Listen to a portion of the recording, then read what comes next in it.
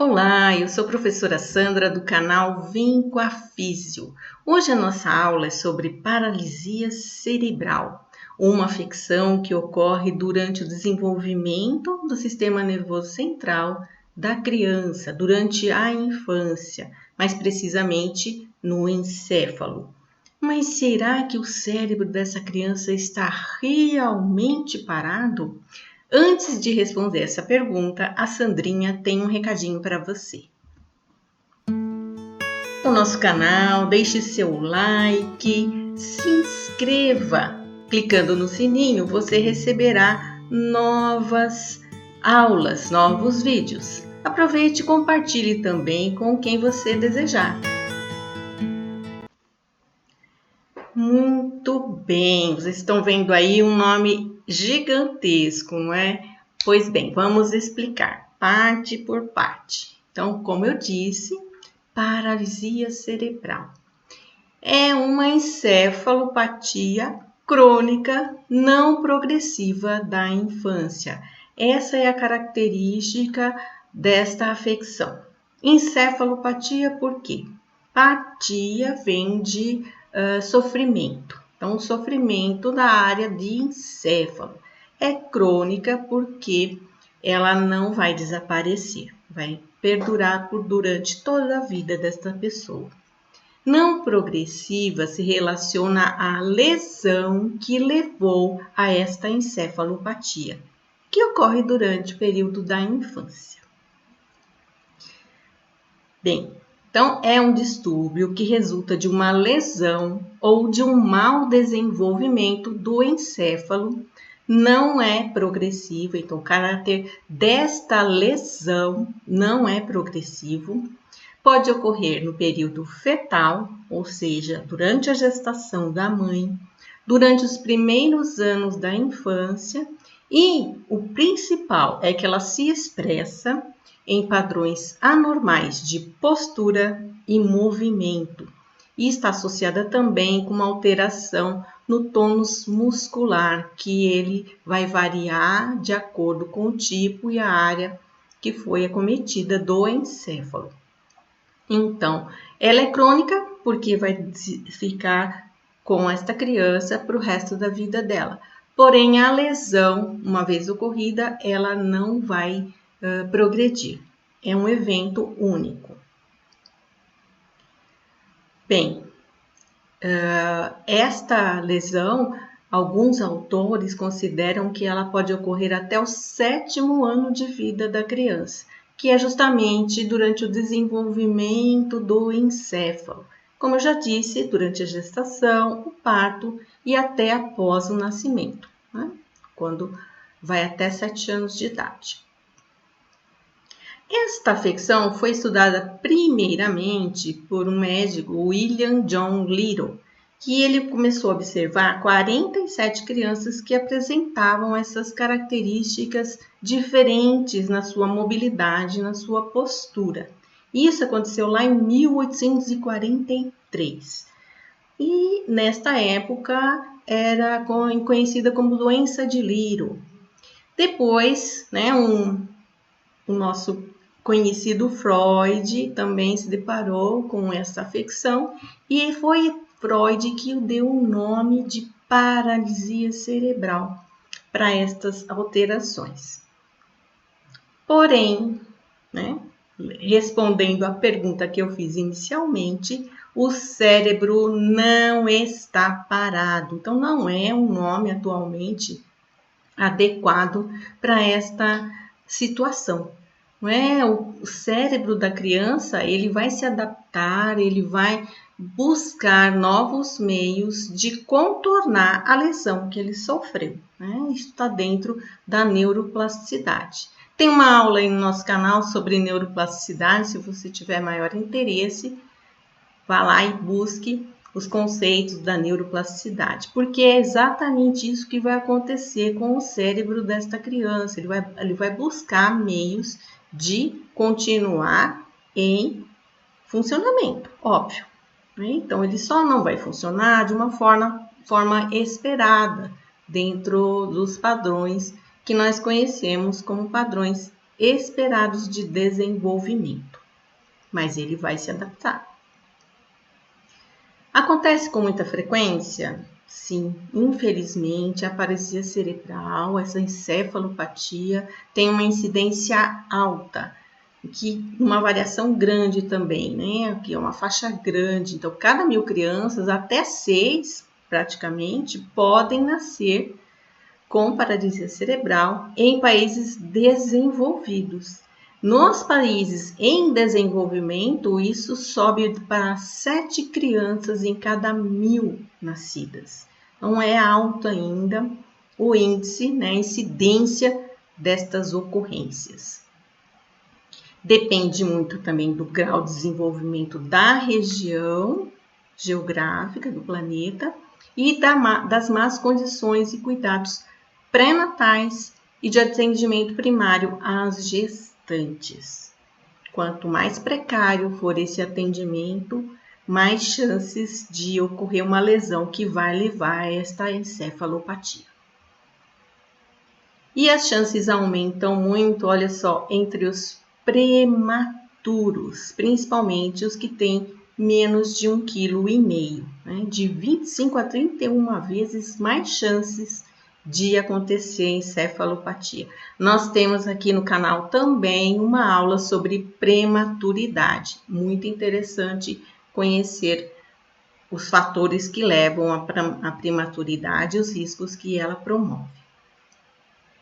Bem, as causas destas lesões que levam à encefalopatia, então, que nós chamamos de etiologia. Dentre os fatores pré-natais, algumas doenças maternas, como a toxoplasmose, citomegalovirose, que é parecida com uma gripe, rubéola, diabetes mellitus, entre outras, que passa pela barreira de defesa do encéfalo do bebê em desenvolvimento no útero materno e vai lesionar o encéfalo desta criança. Uso de drogas, evidente, problemas placentários durante a gestação e malformações cerebrais que podem decorrer aí de doenças genéticas e outras ocorrências. Fatores perinatais são aqueles fatores que acontecem durante o parto, né? Próximo do trabalho de parto. O mais comum é a anóxia. O que é isso? É a falta de oxigênio para o bebê. Isso vai levar a mortes de neurônios, acontecendo a lesão cerebral. Outro fator que não é muito comum, mas pode acontecer, é o parto com fórceps, com instrumental.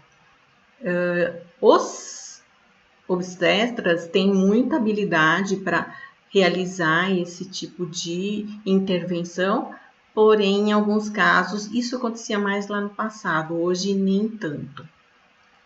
E a aspiração de mecônio, o que é isso?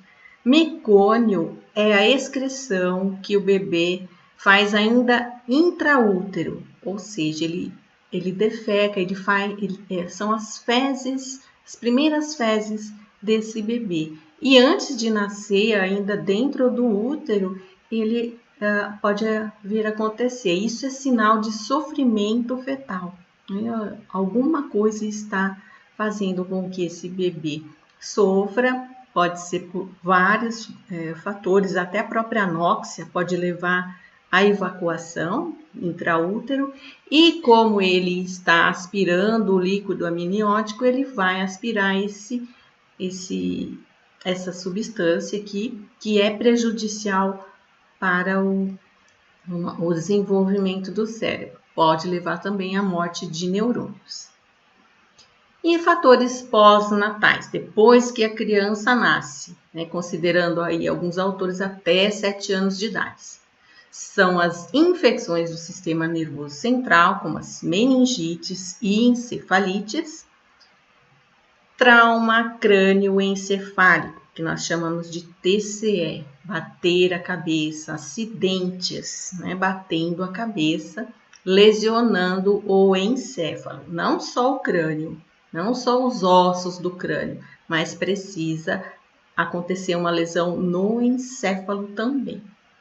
E o que é muito comum, infelizmente, por afogamentos. Criança que já ouviram falar nessas crianças que se afogam em baldes, crianças pequenas que acabam brincando ali perto da mãe que está lavando sua roupa e vai de cabeça para o balde. Se a mãe não vir, ele pode ficar algum tempo ali e vai acontecer a falta de ar, o afogamento mesmo.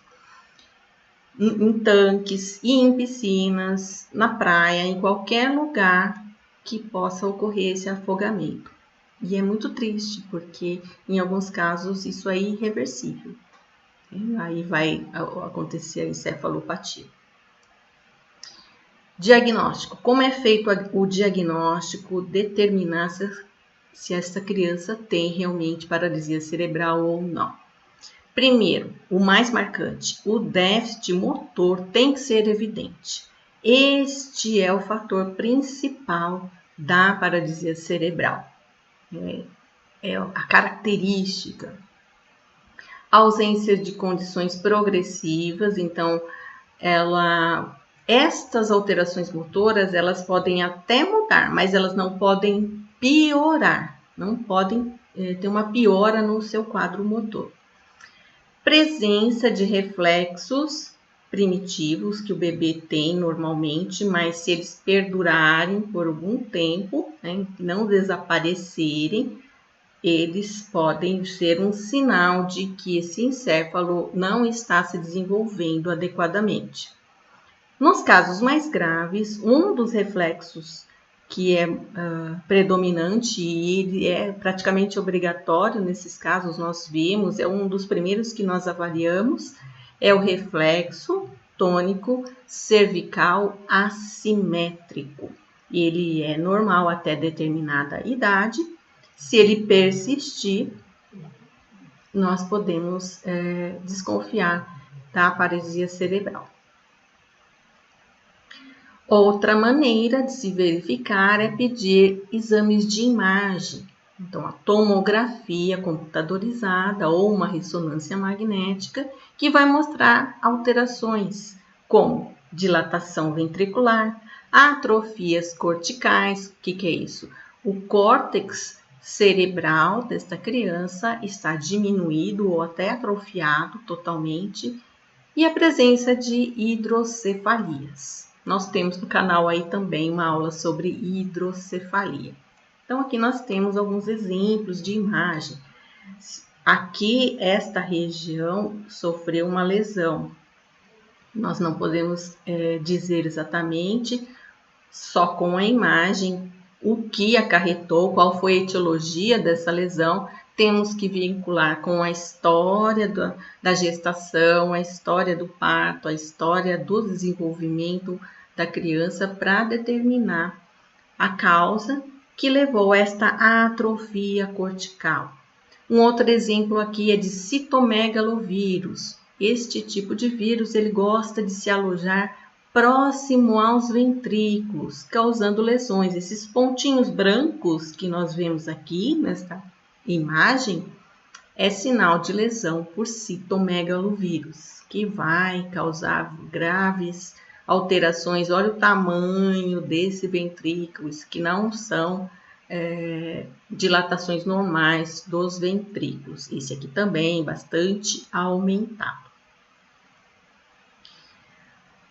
Fazendo um exame físico, nós também vamos avaliar o desenvolvimento neuropsicomotor do bebê. Então, os marcos motores do bebê vão estar atrasados, na grande maioria dos casos. Então, um bebê de 8 meses, que já era para sustentar a cabeça, conseguir rolar, conseguir sentar sozinho, conseguir fazer algumas atividades bimanuais, ele está em atraso em relação às outras crianças. Outra característica comum que nós observamos é aqui as costelas elevadas. Isso quer dizer que a musculatura abdominal não está trabalhando adequadamente. Para poder fazer todos esses movimentos de sentar, rolar, é necessário uma musculatura abdominal com força suficiente. Então, esta elevação de costelas nos mostra que há um atraso e isso está dificultando o bebê a realizar esses marcos motores. Mas são os sinais que não chegam do encéfalo para a musculatura em algum ponto desse caminho que está alterado. Além do quadro motor, que é evidente, que é o principal na paralisia cerebral, podem acontecer alguns prejuízos associados. Não são todos os casos que apresentam esses prejuízos e também não são todos eles que vão aparecer na mesma criança. Pode ter epilepsia, pode ter uma deficiência intelectual. Não são todos os casos que tem, eu estou afirmando aqui, não são todos os casos que tem. Dificuldades no aprendizado, distúrbios visuais e ou auditivos, dependendo da área do encéfalo que foi afetada, distúrbios da fala e distúrbios sensitivos. Tudo depende da área da lesão que aconteceu. Tipos de paralisia cerebral. São vários tipos, dependendo, da localização da lesão. E também da resposta motora que se tem a partir desta lesão. Nós temos a quadriplegia ou quadriparesia. Vamos distinguir aqui o que é plegia de paresia. Plegia é a ausência ou uma precariedade muito grande nos movimentos. A paresia, a criança consegue fazer as coisas, mas ainda não é dentro dos padrões esperados. Na quadriplegia, nós vamos ver nos slides que vem à frente, onde acontece a lesão e o que acomete. Ela também é conhecida como tetraplegia ou tetraparesia. Existe a diplegia ou diparesia, a hemiplegia ou hemiparesia, o tipo coreoatetoide, o distônico, o atáxico, hipotônico e a paralisia cerebral mista, que é a combinação entre estes tipos. Pode ter combinação de 2 ou 3. Bem, quadriplegia, o que é a quadriplegia ou tetraplegia, tetraparesia. A lesão acomete todo o córtex motor, tanto do lado direito quanto esquerdo. E o prejuízo é em membros inferiores, membros superiores, afetando também outras regiões. Tudo precisa ser verificado durante os exames. Então, essa criança, ela também não consegue controlar a cabeça e o tronco, tem grande dificuldade nisso. E esse tipo de lesão acontece mais nas crianças que nascem a ter no tempo certo. Aqui temos uma foto de um bebê que tem esse tipo de paralisia cerebral e, além disso, a alteração no tônus. Já em um exame físico é possível detectar se esse tônus muscular está aumentado ou diminuído. Nesse caso está aumentado. Por quê? Porque ele se mantém em flexão aqui de membros superiores e extensão de membros inferiores. É um bebê que apresenta uma certa rigidez, uma dificuldade para nós conseguirmos manipular esse bebê, que nós chamamos isso de uma característica espástica. Nós não vamos entrar em detalhes aqui. A criança com diplegia ou diparesia, o acometimento é também dos dois hemisférios, porém só na região que mais afetam os membros inferiores, podendo também um dos membros superiores estar com alguma disfunção, só que ela é mais leve. Acontece nas crianças prematuras, em maior grau, devido ao período de formação do encéfalo. Essa é uma região que no prematuro tem mais chance de acontecer uma lesão.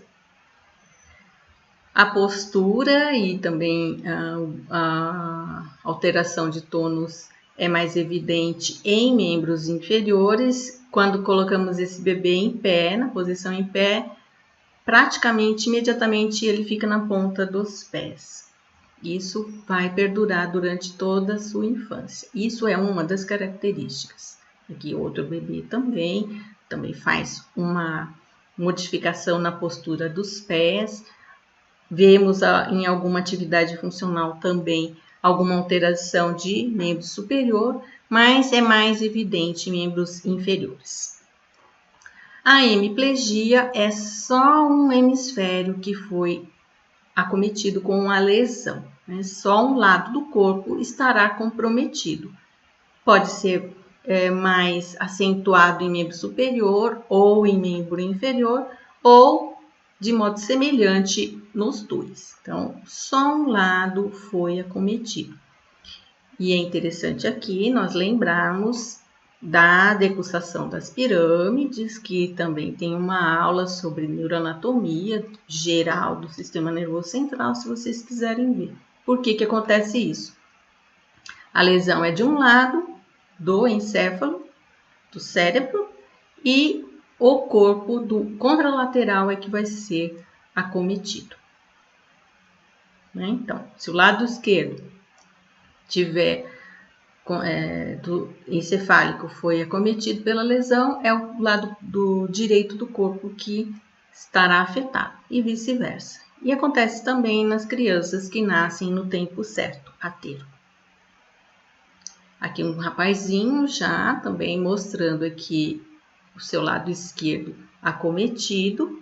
E é interessante observarmos que quando ele vai usar o lado direito, há uma resposta reflexa no lado esquerdo. E isso nós, durante a fisioterapia, tentamos inibir para não gerar padrões anormais de movimento.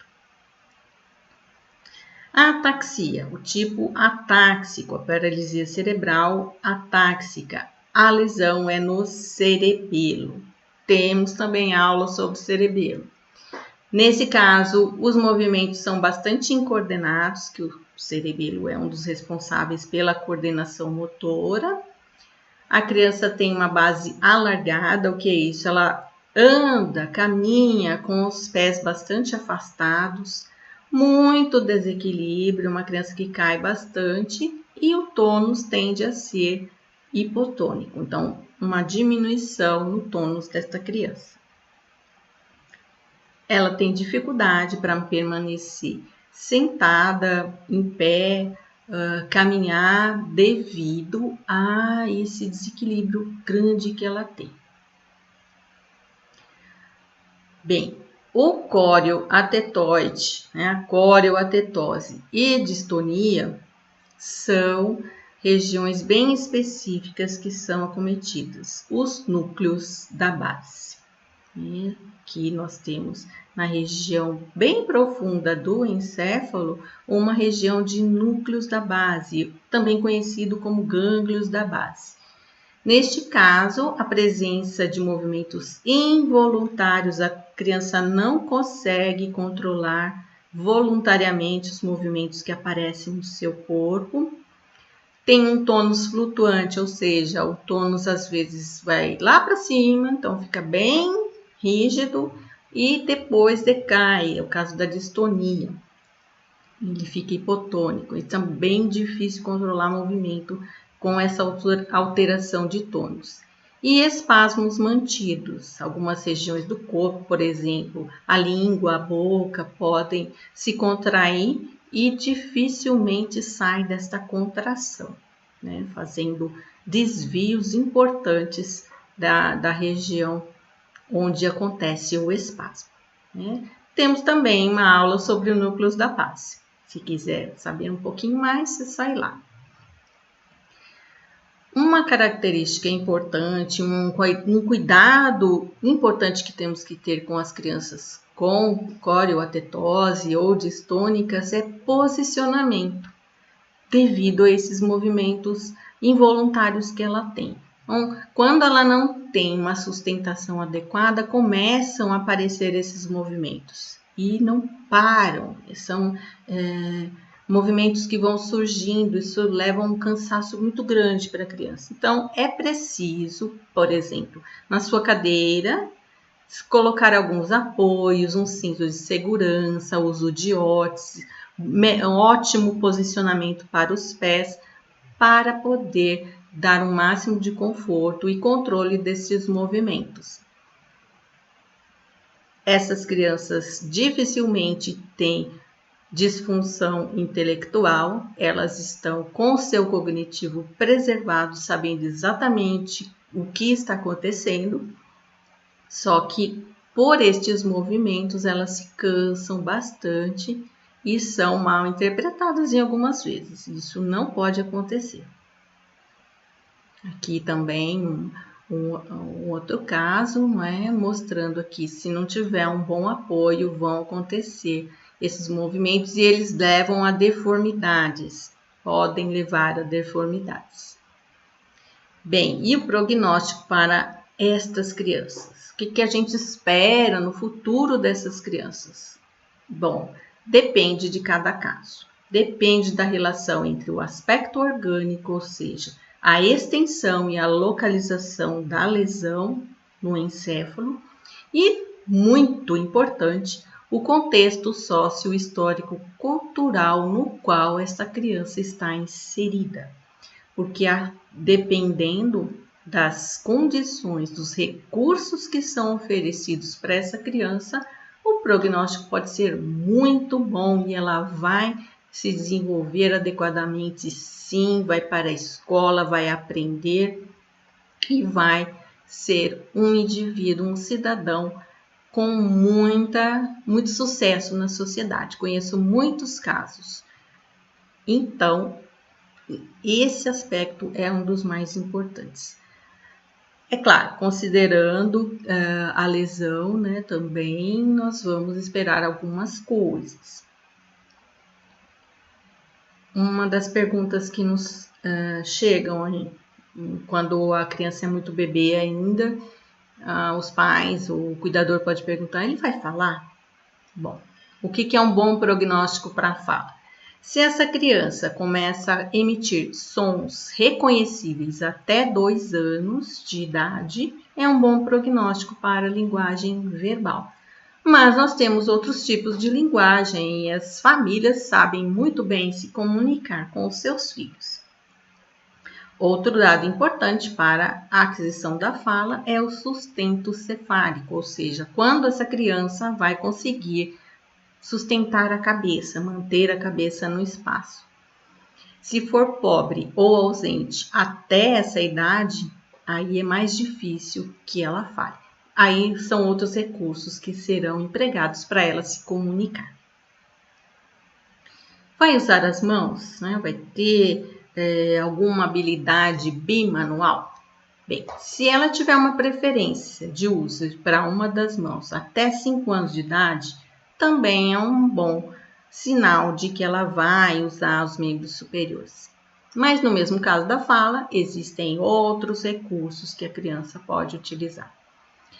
Se ela não cruzar as mãos na linha média, assim, unir as mãos, pegar uma mamadeira, segurar algum brinquedo na linha média do corpo até 5 anos de idade, dificilmente ela conseguirá usar membros superiores. E aqui a pergunta que sempre aparece: meu filho vai andar?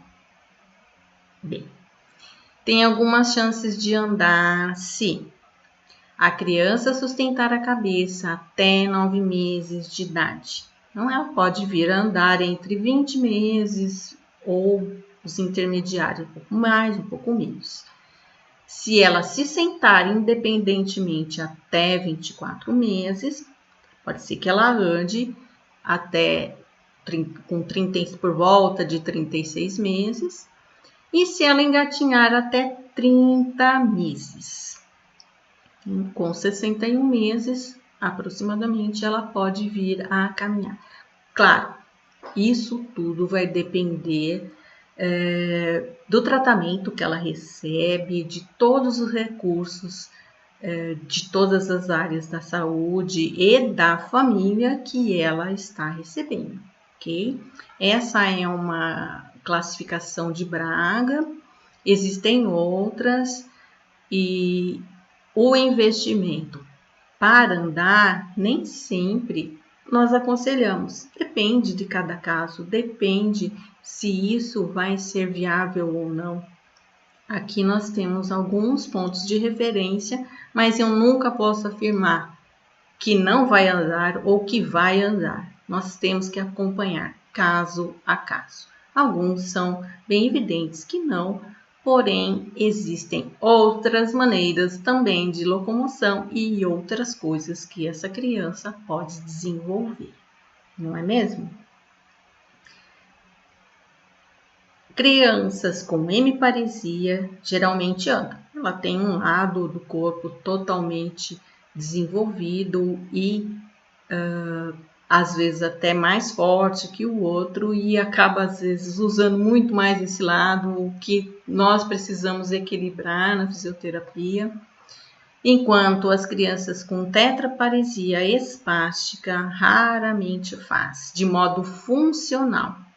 Às vezes, algumas crianças nessa situação trocam alguns passos, ficam felizes, mas independentemente, elas raramente conseguem fazer. Não é uma marcha funcional que nós chamamos.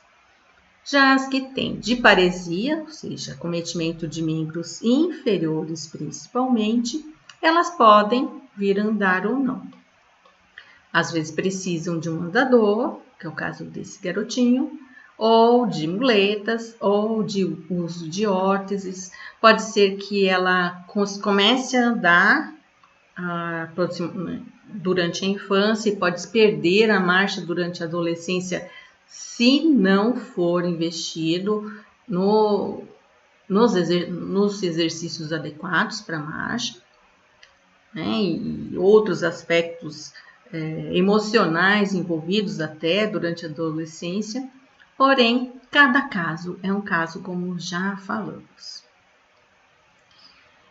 A existência ou não de outros problemas associados, né, com essa deficiência motora tem um papel fundamental no desenvolvimento dessa criança. Então, a presença ou não de uma deficiência intelectual, alterações na visão, alterações na audição, entre outras de aspecto emocional, inclusive, podem afetar essa conquista, esse marco motor.